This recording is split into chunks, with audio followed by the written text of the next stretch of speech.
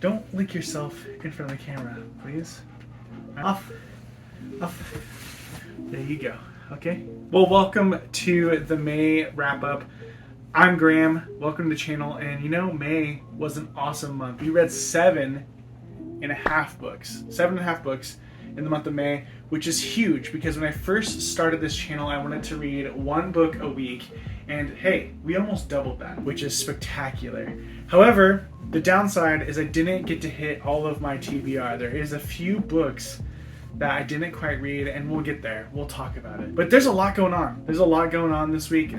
First off, we are doing the giveaway of the 2 copies of The Art of Racing the Rain. You will see the timestamp down below. That's going to be near the end. So if you just want to skip to the giveaway to see if you won, awesome. Thank you for everybody who commented on my last monthly wrap-up to be able to win your copy or try to win your copy of The Art of Racing the Rain. But also, I think this is the new way I'm going to do things. I think I'm going to 2 times a month do a recap of what I'm reading, because it just seems easier and better, especially with the amount of books I'm doing. I don't want to do 10 books in one video, but kind of pacing it to be about 4 or 5-ish books a video seems to be a lot more fun. And if you haven't checked out the first half of May, you can go check it out now. That's where I cover My Grandmother Tells Me to Tell You She's Sorry, something like that. We covered the Bromance Book Club, Call of Blood, and The Court of Frost and Starlight were all reviews in those. And yeah, let's jump into what I finished reading after that. So the first book we read was Born by Jeff Vandermeer. And you know what? This has all the things that I would love in a book. It's got a floating bear that's the size of a mountain. It has an alien life form that just changes shapes. And it's set in a dystopian future that's kind of like a Fallout vibe. So I was like, this book is the recipe to be a great book.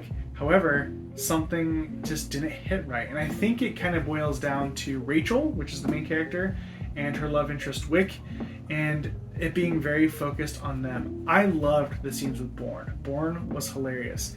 However, I feel that Rachel and Wick's interaction kept the pacing really, really, really slow, and I felt like we were being really, really repetitive. It just kind of turned just the same stuff over and over and over again, and it felt like the plot never moved anywhere until you hit the last 50 pages where something happened. And I don't know if it's the vocabulary in the book. Jeff Vandermeer's writing is very good. I think it's excellent. He has a very good vocabulary, but it just felt like it didn't go anywhere. And even though there were things happening, they were staying stationary in the one place, and it wasn't interesting enough to be able to warrant that. I also felt like the story was kind of the big twist at the end was almost, yeah, that makes sense, that's what it was. And so I don't know if it was just me or whatever, but it just didn't vibe with me what I thought it was going to be. It has all the right recipes, but it just wasn't hitting. It just wasn't firing at all cylinders for me. It just was so slow. But I enjoyed the nuance of the story. Rachel, she finds Bourne and she's raising it, and they find out it's this weird alien from the company that can shapeshift, and it leads to a lot of issues or questions about society as a whole, and it also adds questions of who's real, who's not real. They get a little bit more paranoid, things of that nature. What exactly can you trust out in the open in this insane world, where there's a floating bear that's the size of a mountain that people pray to? It's an insane world, and there was a lot of questions that were put into it that just I don't know why. So anyways, I gave it 3 out of 5 stars, but that doesn't mean it's bad. I think it's just wasn't hitting right for me, and it makes me a little bit more worried to be able to read the Southern Reach trilogy by the same author, because I hear Annihilation and that series is impeccable, and I hope it's a little bit different. I hope those kind of have a better pace, even though Bourne just wasn't the same for me. So it's a good book. 3 is still great. I think there's a lot of cool things and ideas in this book that make it really, really cool and sci-fi, and it's nothing I've ever read before, and so I highly recommend it. I highly recommend, if you're into sci-fi, you should definitely check out Bourne. It's really cool and unique. It just didn't vibe with me, and yeah, so there you go, Bourne. Next up, what I read was Life and Death, the Gender Swap for Twilight. I talked a little bit about this in the last video. I talked about Born a little bit as well. And I grew up with Twilight. Like in high school was when Twilight was out, and I read Twilight, and there's a soft nostalgia spot in my heart for this series. And it was hitting all the same tropes because it literally is just a gender swap. Not much is changed except for the main character's gender. Bella is now Bo, Edward is now Edith, Jacob is now Jules. There's just a lot of, different names, stuff like that, and the same overarching story of what happens. The only people that aren't gender swapped is Bo or Bella's mom and dad, because it made the most sense is to not swap those, and some of the very tiny characters that don't really matter. But it was good. It was a good read, and I think I enjoyed it because of the nostalgia factor, but also our society, because we have a different pronoun or gender for these characters, it gave a different vibe of the love story. Like Edward or Edith isn't as creepy, but also you question why are you being what does Bo have to offer? He has nothing. He's not a very cool dude in general, So why is Bo the person? But also, I get now why, maybe because I'm reading from a guy's perspective and I am a guy, I was like, man, I used to be Team Jacob, but now I'm Team Edith all the way. I think she's really cool and all that type of stuff. And she just wasn't as stalkery and creepy and weird as Edward's counterpart. Bo was kind of trying to be macho but not really working out too well, and it was weird. It was weird for him trying to have power over something that's more powerful than him in that aspect. And it's just interesting, gender norms and all that type of stuff in society and our outlook on it is very interesting. Of course, you have the Stephenie Meyer over explanation of a lot of things, but it's so nostalgic where you're yeah, I liked reading this. It was just a lot of fun, and I like the way Twilight was done, and this was really, really good. But what makes this really, really different is the ending is completely different. There's a part in Twilight. I'm going to spoil it, okay? So we're going to spoil the ending for you.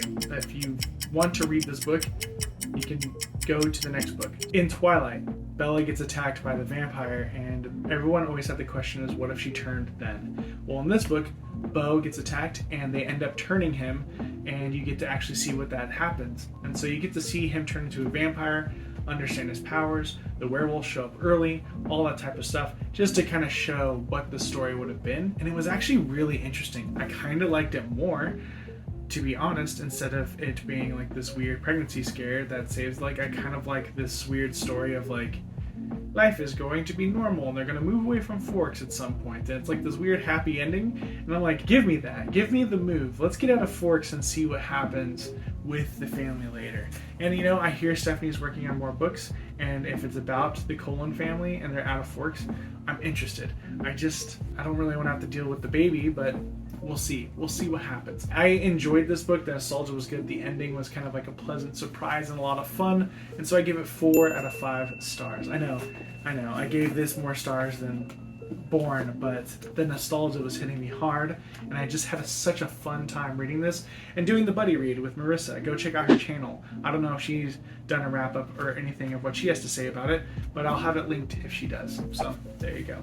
The next book I read was on my Kindle, and it was called The Gate by Brandy Schonberg. It was great. It was a really fun read. This was from one of my indie author showcases, the one that I did for the month of May, and so I got to get an advanced reader copy, and so I did a full review of this book that you can go watch if you want more details, but I'll give you a quick synopsis here. Pretty much, there is this old wizard man who has the power to wield water, like a waterbender, who has created with another wizard the power to open a gate that leads to another parallel universe. They're able to pull people out of this parallel universe, and they are immortal when they enter our realm, but have zero memory of where they came from. And so you are following the perspective of one of the immortals named Amarin, and she's incredible. She's badass, really, really cool. She fights. She's, sad because she's been existing for so long, and she is trying to find a way out. Well, trying to find a way out, she revealed some secrets of how she came to be about the wizard, and so that wizard ends up getting kidnapped, and that leads on to the main quest. You follow Amarin, who is joined by the prince of her kingdom to go save the wizard Regolith, and along the way, Regolith runs into a little girl named Mia, who also seems to have magic powers of some sort.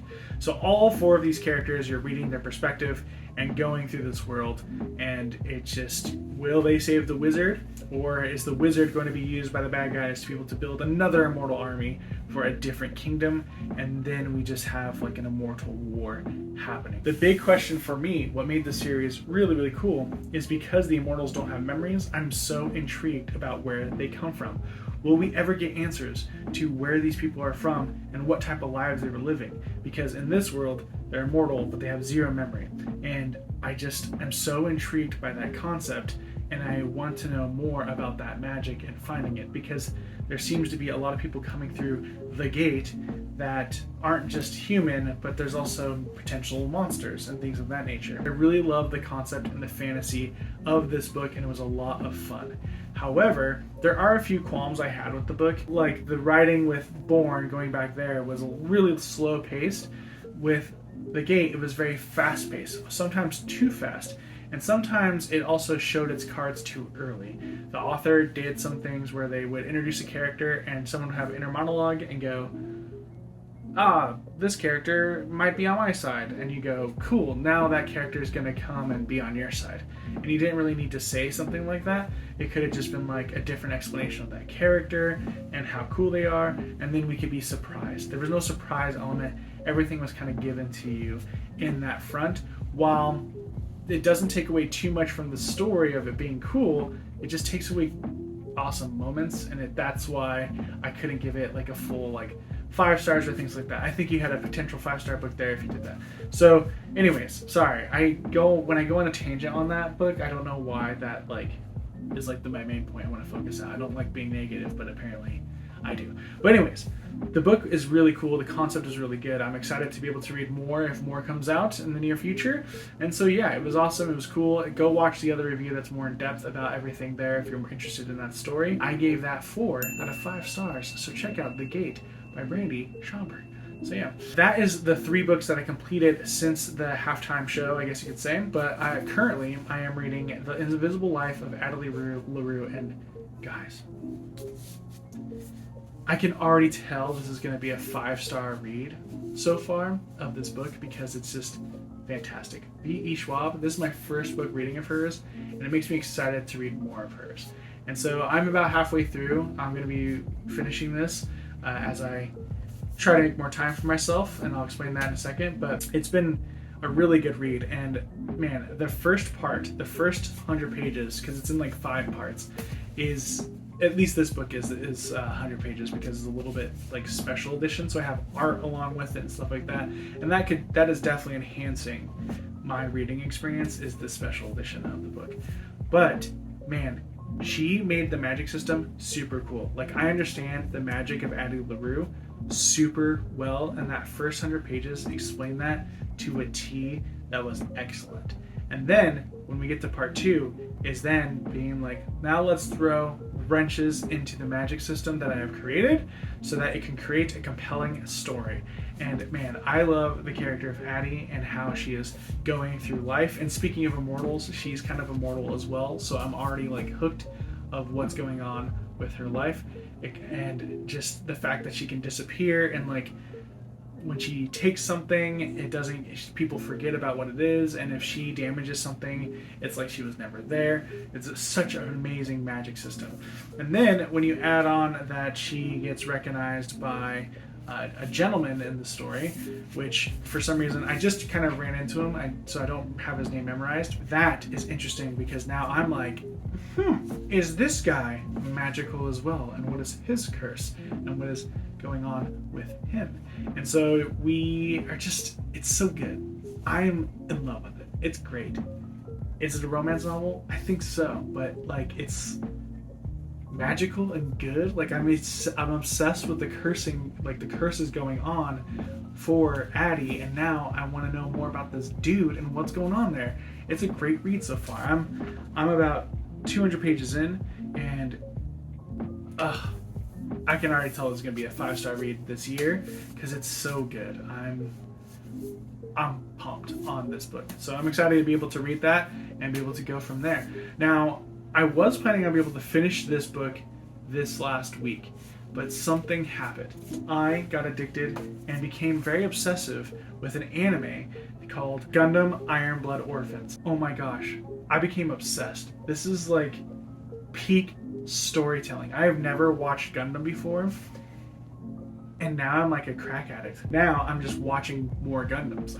I'm obsessed with Gundam. It's super crazy. The politics about war and whatever is going on there in a sci-fi setting is incredible. Like children fighters, it's so deep and profound, and the characters are so well driven. I never knew that Gundam was that type of show with character development. I thought Gundam was literally like just like cool robots that fight, which there is that, but that's a side piece. Like these are just long political war is bad type shows, and I'm obsessed. So anyways, I know I talk about books, but I wanted to also make sure you knew that I recently got addicted to something else, and so hopefully that doesn't interfere too much with my book reading this next month. Let me know in the comments if you'd be interested in me giving you a review of the series when I'm done with it, if anime is something that you'd be into me reviewing, and also if you know of any books that are similar to Gundam in general, I'm all for it. Like, I want to be living in that world right now, and it's just because my mind is just hyper focusing on this thing. All that aside, that is what my May looked like. We read 7.5 books. The other ones, you can go check out the other review, and I'm pumped. It was a lot of good reading, and I can't wait to reveal to you guys later this week the June TBR, because we have a lot more books to be read this month, which is going to be cool. But before we go ahead and end, I wanted to be able to do this giveaway. So I have a list of names in this awesome library mug that my father gave to me. And so the first person to receive a copy of The Art of Racing in the Rain that I found at a thrift store is going to be... Oh man. At Michelle M. Hughes. Michelle, I will tag you, I will get your contact information, and we will send you this beautiful copy of The Art of Racing in the Rain. Very excited. I hope you enjoyed the book because it was awesome. Next up, for the second copy of The Art of Racing in the Rain, you get the movie cover. There's another copy that's similar to this one, but it's really beat up. So I'm giving you the one that I read. So there you go, because it's less beat up. So the second copy, the second person is going to be... Oh, hey, our good friend Margin of Marissa, congrats.